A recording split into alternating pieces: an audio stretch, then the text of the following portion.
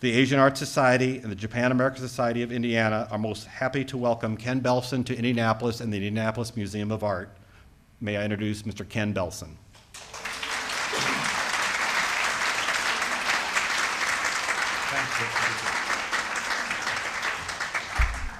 Thanks, everyone. I'm astounded at how many people know Hello Kitty in Indiana, and I'm pleased to know that. I think this, I can't do the math in my head right here, but I think this tops the audience we had in New York. A couple of years ago, it was interesting because there was a panic because a lot of people showed up late and the room fit 125, and in the back was a whole row of West Point cadets that had come down from West Point to New York, were taking an international business class, and their colonel who was teaching the class thought it'd be really interesting to learn something fun about Japan and business. So he brought them out about a dozen cadets. They had run out of seats, and the colonel said, "Stand up." The 12 cadets stood at attention the entire lecture in the back and freed up 12 seats for everybody else. So, and afterwards they invited me to West Point. So now let me get my notes. This is my first time in Indiana. Well, I spoke earlier at Earlham College, and also I got a nice audience. So thanks again for your hospitality. It was a long introduction by my standards, but basically I lived 12 years in Japan. I knew nothing about Japan before I left. As Chip mentioned, I went to school out in Oregon, and you know, there's Asian connections in Oregon, and so I ended up leaving after a year working to go to Japan in 1988, and sort of got smitten with the culture very quickly, for no other reason than people were polite and not like New Yorkers. But I ended up coming back, getting a teaching degree, going back again, then I became a freelance writer, and then, as Chip mentioned, I came back to New York yet again and got a journalism degree, and then from 96 to 2004 worked there full-time.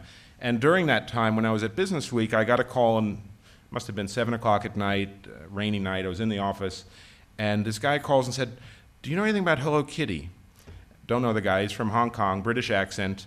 Immediate alarm bells go off in my head. And I said, "Who wants to know?" And he said, "Well, I'm with this book publishing company, and we're really interested in somebody writing a book about Kitty." And I said, "Yeah, and so who told you to come to me?" And anyway, the short of it was that we had about a 30-minute conversation where I started spouting on about Hello Kitty that I knew from my youth. My sister is a couple years younger. I used to buy her Hello Kitty with my babysitting money, and I think she used to buy me G.I. Joe. And so, you know, we sort of laughed about it then and so forth. And then in 1994, my sister came over to visit during my second stint in Japan, and we were in a department store shopping one day, and she discovered Hello Kitty again. It had been 20 years, and she was in tears of laughter looking at all the different Hello Kitty stuff. She still has the pen she bought, where you click it and this little tulip opens and Hello Kitty's head comes out. And actually, it's not the same one because it keeps breaking and I have to keep buying new ones for her on my trips back. Anyway, so this guy calls a couple of 6, 7 years later, and I said, "I don't really know anything about Hello Kitty," and then we had this long talk, and he says, "Sounds like you know a lot about Hello Kitty." I went next door to Brian's office at Business Week, and I said, "This guy called, he said he wants a book about Hello Kitty." And I said, "I don't know how to write a book, and isn't it kind of weird for a guy to write about Hello Kitty?" And he said, "You'd be great at it. Jump at the chance, write the book." And the short of it was, I said, "We got to write it together." Brian had 2 girls, still has 2 girls, but at the time they were about 3 and 6 years old, and they couldn't walk down the street without stopping and pointing to a window and saying, "I want that Hello Kitty." And so Brian was several $1,000s deep into Hello Kitty and was trying to figure out what synapse had turned on in these girls' heads that said, "I need it, I need it, I need it." And so Brian signed on. We divided the book into 8 chapters. We each took 4. Because I spoke more Japanese than Brian, I did most of the interviews with the company. The book is sort of part corporate history, part marketing, interesting, why it's become a phenomenon, part social history, a little bit on design and what makes Hello Kitty and Sanrio unique. So it's a big mishmash of stuff, and we sort of divided the book up into different things. I remember vividly the night that I finally said, "I'm going to sign my life away for a year," because I worked on this book while I was at the New York Times, and that meant basically not taking a vacation for a year. and spending all my weekends buried in Kitty. And I remember laying in bed, the lights were out, and I'm saying, what did I just do? But anyway, after the book came out, we had it has been translated into 5 languages, including Japanese, and my wife said, why don't you write to the translator and see what the translator thought of your book? That'll give you a sense of whether Japanese think the idea is interesting. So I wrote 10 questions to Mr. Sakai, who's the translator. Number 5 was, what were your expectations of this project before you started? And here was his answer. To be very honest, I just thought something like, a book about Hello Kitty, and it's written by American journalists working for the New York Times and Business Week? What kind of joke is this? Anyway, it's not a joke. Hello Kitty is a kind of remarkable product. I'll give you kind of the post-it version. Sanrio is about $1 billion in sales. It has 425, give or take, characters in its stable of characters. If you think Mickey, Donald, you know, so on. We have Ketupi and Bad Batsmara too. Hello Kitty accounts for half of the sales. So you have 400 characters, $500 million, 1 character. So something is unique about Hello Kitty. They spend almost nothing on advertising. If you told any executive in America, I can get you $500 million in sales without a cent of advertising, they'd say, what's wrong with this picture? It's a very viral product, meaning kids tell kids, who then tell adults and become adults and buy the product. It's very unique in that way. It's also very unique because it has no backstory, very little backstory. Snoopy grew out of Charles Schulz's cartoon strips. Mickey Mouse and a bunch of Disney characters grew out of the animated films. Hello Kitty had none of that, and still pretty much has none of that. It basically is just an image put on stuff, okay? Most people are also surprised, although these youngsters in the 3rd or 4th row here probably know all of this. It was born in 1974, so it's over 30 years old now. And I think what happens is people grow up with it, forget it for 20 years, and then remember, oh yeah, right, that thing, right. Her original name was Kitty White.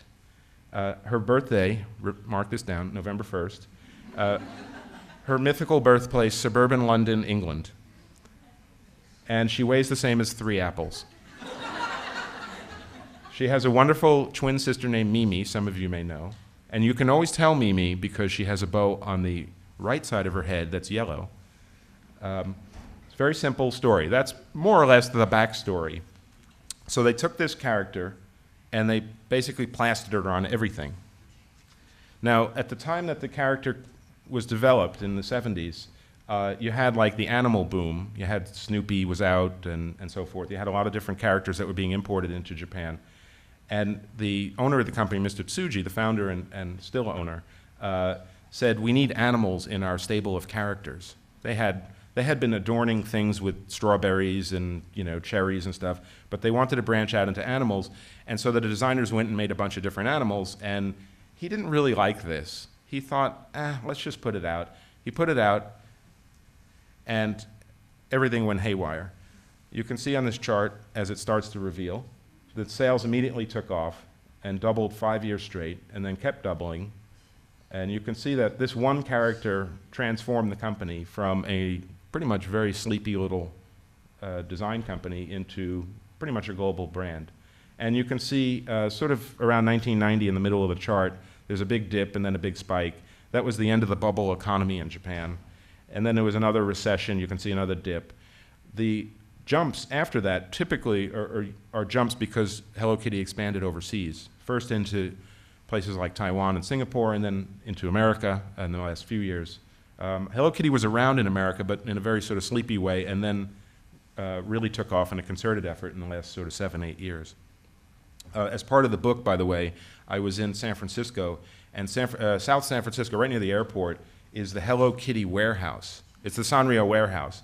And if you ever drive from the San Francisco SFO and you drive up to San Francisco, on the right-hand side there's a hill and it says South San Francisco. It looks like that Hollywood sign in LA.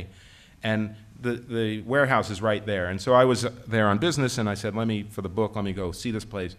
If you're an addict, you can't go in there because you can't get out of there. And I was walking around with the manager and the floor manager in the warehouse, and I was like, oh, and then there's this can I have one of those? And he said, are you here on business, or are you just like... infiltrating, the kingdom. So anyway, instant success. The success, interestingly, I think most people will tell you it's very hard to predict what will be a success. But the key with Sanrio was realizing that once you had the success, how to manage the brand. And Mr. Sugi, I mentioned earlier, doesn't spend any money on advertising. His theory is that it's like a balloon. If you blow it up too quickly, it's going to pop. If you advertise too much, it'll turn into a fad, and in a year, nobody will want to have it anymore. Kind of like the pet rock. He didn't want to be the pet rock of character goods. He has expanded overseas. This is a smattering. I don't think I have every single country represented. It's now in Russia, which is not there, in Australia, New Zealand. It's popular in Western Europe now. There's a lot of animated cartoons on TV in Germany and Italy, England.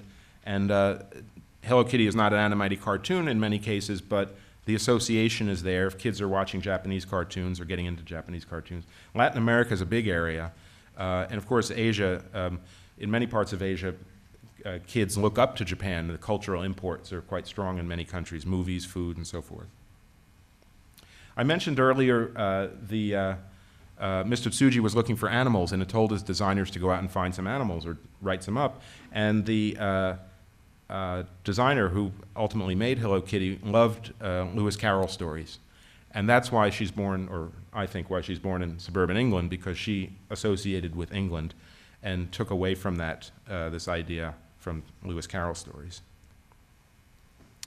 This was product number one, a little coin purse that kids would take and put in their pocketbook. It's about 240 yen, about $1, give or take at the time. I don't know what it is with inflation, but in any event, this was product number one. Now what's interesting about this was Mr. Tsuji tapped into something that is a little bit alien for us, the gift-giving culture in Japan. In Japan, people give gifts for everything. It's very elaborate. There are not ceremonial, there are ways of giving gifts that are very predictable, are done with a certain style and emphasis, but also understatement. They're also given among kids. I think something a little bit less common here in the States. I mean, of course, if your kid has a friend's birthday party, you give the box to the kid and the kid gives it to the other kid. But in Japan, lots of kids have pocket money. And in the States, usually you go to your dad or mom and say, "Mommy, I want this." In Japan, kids have pocket money, so they'll often have just enough money to buy their own gifts to give to their friends. And so he purposely designed things that kids could buy for themselves, and also they had to be cheap enough. So he designed a whole list of products that young kids could buy for themselves, and that's what this came out of. Now, why Kitty, the magic question? I mentioned earlier the animal boom, Snoopy. Interestingly, with Snoopy, in 1966, Sanrio won one of the 3 licenses to import Snoopy. So he already knew about this. He also imported Barbie, was a miserable failure, because there was another doll called Rika-chan Ningyo, which came out and took all the sales. He also was a good friend with J.C. Hall of Hallmark and imported Hallmark cards. Except Japanese don't give cards the way we give cards. They give cards attached to gifts, not just cards thrown in the mail. And there was another problem. All the Hallmark cards had blonde hair, blue-eyed kids on them. That didn't work either. Snoopy worked, though. And this is Miffy, by the way. There's also the design, and here I'm partly stepping out of my boundaries, but Hello Kitty is an amazing study in Japanese simplicity. It's also, I don't know much about how kids are marketed to, but I've learned a couple of things. One is she's very non-threatening, right? She's got no teeth. In fact, she doesn't seem to have a mouth. Now, there are various theories on this. One theory is that she knows all the dark secrets of the Sanrio Corporation, and they've zipped her shut. I asked the designer, Ms. Yamaguchi, why she had no mouth, and she insisted, oh, she has a mouth, but it's buried below the fur. Her eyes are spread far apart. Now, if you think of a mouse or a rat, has very beady eyes. Her eyes are non-threatening, simple primary colors, big round face. Now, I found an article in the New York Times not long ago. Let's see if I can pull it out here. It was on, the title of the article was The Cute Factor. And what it did was it said, why is it that pandas are so cute? Why does everybody think pandas are cute? And Sure enough, a panda really doesn't look that much different. And it talked about how babies react to these kinds of faces as opposed to Mickey Mouse and, well, not Mickey Mouse now, but when Mickey first came out, Mickey had a snout, and it scared kids. It was threatening. And so Walt Disney had to go back and redesign Mickey several years later, or over the first several years. So the design is really very non-threatening. Oh, yeah. This is taken out of somebody else's book, but what you can see here is sort of the evolution of Kitty as Sanrio has continued to redevelop her over time. And it's interesting because, you know, again, all they have really is the brand image, right? They have Hello Kitty, and then they have all the products it's stuck on, which, you know, you depend on other people to make that. But so every year they kind of renew the brand, and they try and keep her as current as they can, whether it's the color design, whether it's polka dots, whether they did a little anniversary shot. There's a 1988 or 89, you can't see here, they experimented with black and white Kitty, monochrome Kitty. She got pink and turned into a princess in the 90s. So they're constantly trying to renew the brand, and yet in all of these pictures, her face is the same. So it's always the trappings around her that's different. And I think that's a testament to trying to keep a brand alive 30 years.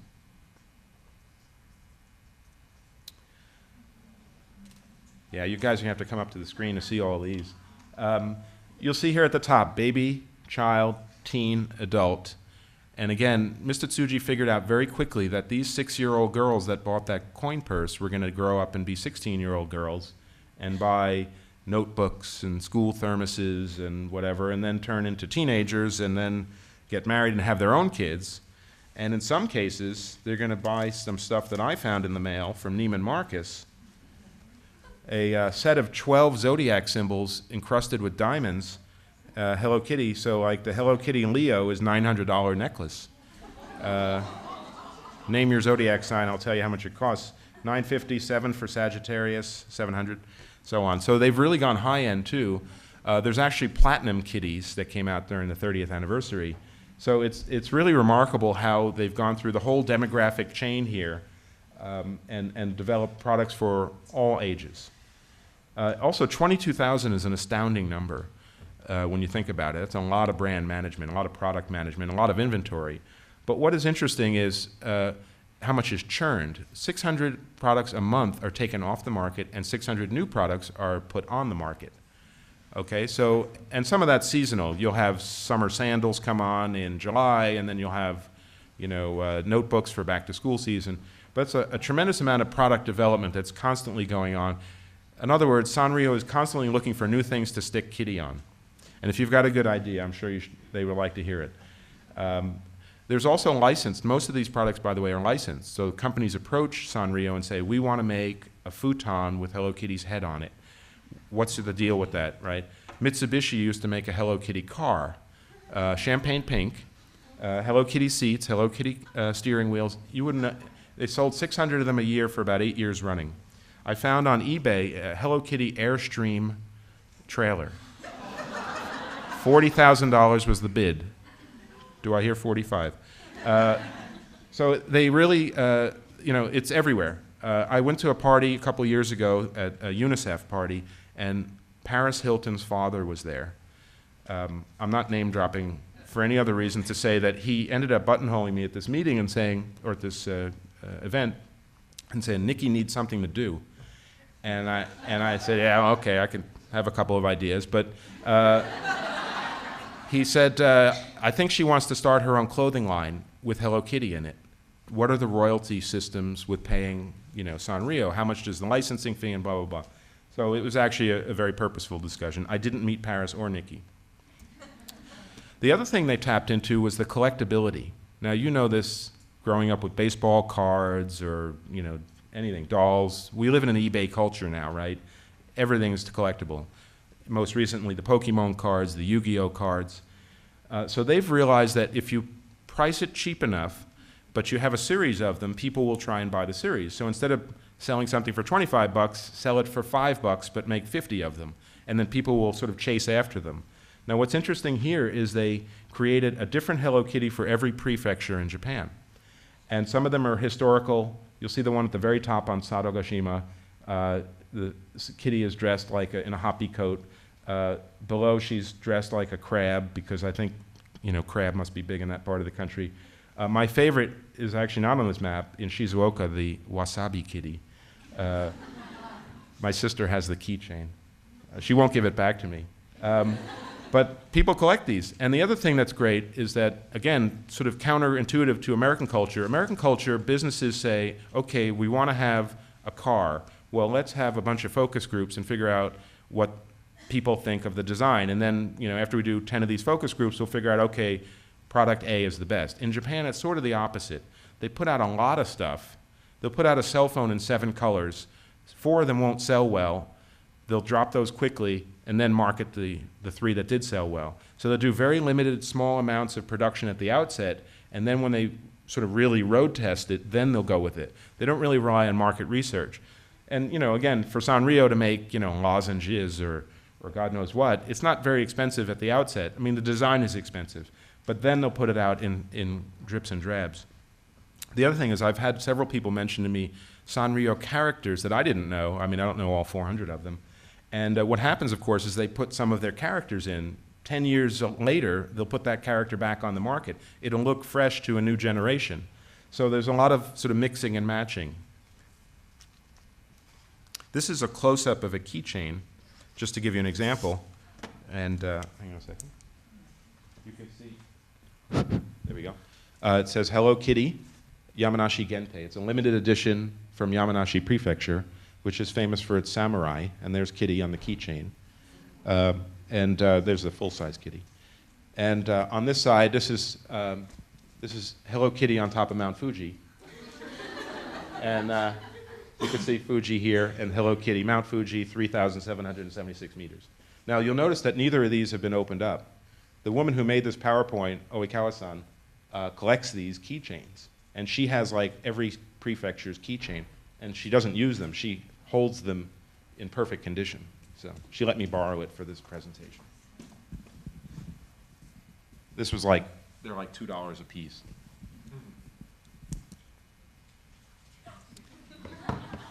Everybody know kawaii? Kawaii is the word for cute. But cute is a much broader, kawaii is a much broader word. It really sort of means, oh, that's so cute, and oh, that's really cute. It's a whole sort of way of thinking. And Mr. Tsuji, I call him the god of cute. He's a really interesting business story as executives go. You don't find many of these guys in Japan. He was an orphan. He grew up of age, sort of came of age during World War II, contracted tuberculosis. After the war ended, he went to college and he got sick. Then he started making alcohol and illegal alcohol to make money. And then he got a job, was kind of a big break. He's from Yamanashi Prefecture outside of Tokyo. He got a job at the prefectural government. And that's considered a really stable, prestigious job to work in this local government, especially right after World War II when jobs were hard enough to find. And he worked there for 13 years. He actually was in the actuarial department, and he hated it. He hated it so much that he actually got thrown out after a year. But his boss thought he was so talented that he persuaded him to come back. And one of the things that he did while he was there for those 13 years was he developed what are sort of now called prefectural shops. He said, let me start a store in Tokyo that sells goods from Yamanashi, the equivalent of an Indiana store in New York, selling your local produce or stuff like that. And it was a very big hit. And Yamanashi is famous for silk, among other things, also very nice melons and other kinds of fruit, grapes. So he had kind of business acumen, even though he was in government. But he got tired of that, too. And so in 1960, he said, I'm going to quit. The head of the prefecture and several of the vice prefectural chiefs all invested in his company, which ended up being called Yamanashi Silk Company, or Silk Center. And the head of the prefecture was running for re-election. He says, I have one more task for you before you quit. You have to rent a plane, fly it around Yamanashi Prefecture on election day, and drop these leaflets that slander my opponent. So, and he was going to get paid a year's salary for doing this, to walk away. It was sort of his severance pay, I guess. So apparently he called from the airport before he was about to take off, and they said, "Don't worry, I'm going to win the election anyway. Burn the leaflets." So he never followed through on it. It's in his autobiography. Great little story. From this came Hello Kitty. The company, when it started, was doing much what I was telling you, basically selling products from Yamanashi Prefecture, and it was doing okay, but he almost went bankrupt, as a lot of new businesses do, and he was actually selling these kinds of things in front of the Sento, which is the sort of communal neighborhood bath, just to get money and stay afloat. He was stiffed on a 5 million yen payment. And so for the first couple of years, kind of precarious. But he always had in his mind that character goods had extra value. And the reason is he was selling beach sandals, and they were just beach sandals. They were plain colored beach sandals. And then he got this bright idea, let me put strawberries on them. And all of a sudden they became special beach sandals, and he charged more for them. And then he realized it's the brand, it's the image that counts as much as the actual product itself. And we all know this from the Louis Vuitton and everything else. It's the same handbag, but it says Louis Vuitton on it. So he started Sanrio. He renamed the company in the 70s. The name Sanrio comes from the number 3, san in Japanese, and rio, which is Spanish for river. And his grand thought was that Sanrio would be a company that would expand across the world, and of course the 3 great rivers would symbolize that. And of course it was easy for Japanese to pronounce. So Sanrio became around 1969, 1970, and then Hello Kitty was discovered a couple years later. Now, this is the fun part of the book. We found out a lot of people hate Hello Kitty. We were intrigued. It's often visceral. It's often angry. These are adults. Kids are not part of this group. We put them in three broad categories. We found performance artists in Los Angeles who do a complete performance bad-mouthing Hello Kitty. And I think the broad point that this artist or these artists are trying to get across is that Hello Kitty, they're feminists basically, and they think that Hello Kitty is an attempt by this company to make women remain juvenile. That's their thought, not mine. The second group are what we broadly call anti-consumer critics, basically people who think Hello Kitty is just a bunch of junk. We don't need it. Given that Hello Kitty is on cars, toasters, Airstream, trailers, it's a pretty broad statement. I think they're really just against toys, for what it's worth. And the third group are nationalists. And in Asia particularly, and particularly in countries that were occupied by Japan before and during World War II, there still is a lingering resentment against things Japanese, particularly in places like Taiwan, Korea. Until the late 90s, there was a ban on cultural imports in Korea. You could not find a Japanese movie in the theater. You could find Japanese food, but you couldn't find things like Hello Kitty. And I know this partly from experience because my office, when I was at Business Week, was only a couple of blocks from one of the Hello Kitty stores in Ginza, and it was filled with Korean teenagers who were all buying bags and bags of Hello Kitty to bring back to Korea on the black market.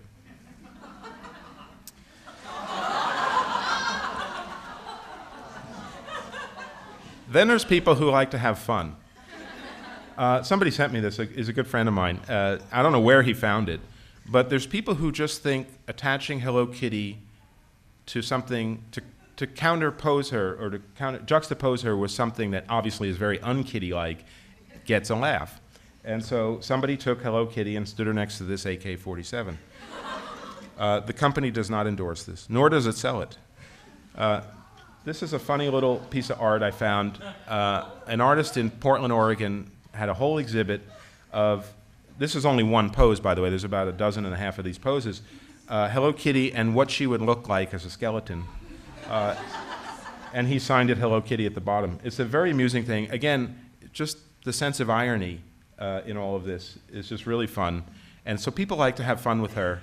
I actually was forwarded a picture, it died with my last laptop, a picture of imagine a plane flying around just the ocean, and it was a picture of an oil slick. So some tanker had spilled some oil in the water, and somebody had taken Hello Kitty's head and kind of superimposed it on the water. Was it a Greenpeace activist? I don't know. But then there's the Hello Kitty vibrator. Now, when we had this talk in Tokyo, when the book first came out, I invited people from Sanrio to come to the talk. And the story of this vibrator thing is mentioned in the book. But the people from Sanrio had not yet read the book to know the full story of at least my interpretation. And they said, Ken-san, it's not a vibrator, it's a personal massager. And sure enough, it says massager here. And it's really meant, as you can tell by the cuddly teddy bear and everything, it's really meant to, put on your shoulder, stiff elbow, that kind of stuff. It's not anything more devious than that, until, of course, it gets on the internet. And now it's sold as a pop cultural icon. And you can actually find them on eBay. I have a friend who goes back to Japan and buys 10 of these at a time and gives them out as gifts because they're hilarious. So, updated, this is '04, in stock and ready for shipping. So.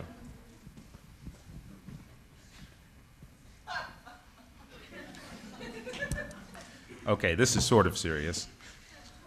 Like anything, look, 34 years of a brand, of Hello Kitty, of anything, brand fatigue. It's hard to keep the thing going. How do you keep it going? These are just sort of broad points that I mentioned about what's the future hold for Kitty. Product piracy is a big deal. In our book, we mentioned that the company lawyers told us that they lose the equivalent of $800 million in sales a year. That's almost the equivalent of the entire company's sales, with people ripping them off. Now, if you've been to any Chinatown in America, just take a look at the tchotchke stores and forget what you see in China itself. It's an easy face to rip off, right? It's just the circle with the nose and whatever, and yet it's very difficult to rip off. And you can spot a fake very quickly, either 2 whiskers instead of 3, the nose is not yellow, it's red, there's a lot of ways you can spot a fake. And yet the company spends a lot of time running uphill trying to chase people. And then there's the social backlash that I mentioned, some of the earlier points. And then there's another big point. Japanese population is shrinking. There's, since 1990, there's about 25% fewer high school kids in Japan. That's a lot fewer Sanrio customers. And there's also deflation. Prices have been declining in Japan, which hurts profits. And then there's an issue of Sanrio itself. Mr. Sugi, I pointed him out earlier, is approaching 80 years old. In any company where the founder has been there that long and has been such a strong force, there are questions about what happens when he dies. His son, thankfully, is still being groomed, I guess. And there's also managing the brand we mentioned, and also what happens to character goods. They're doing very well now in America. There's a nice synergy between what's on TV, what you find in the toy store, what's going on with collecting cards and so forth, but who knows, the internet may blow all that up. Those are my prepared remarks, but I really want to hear from you, so thank you very much.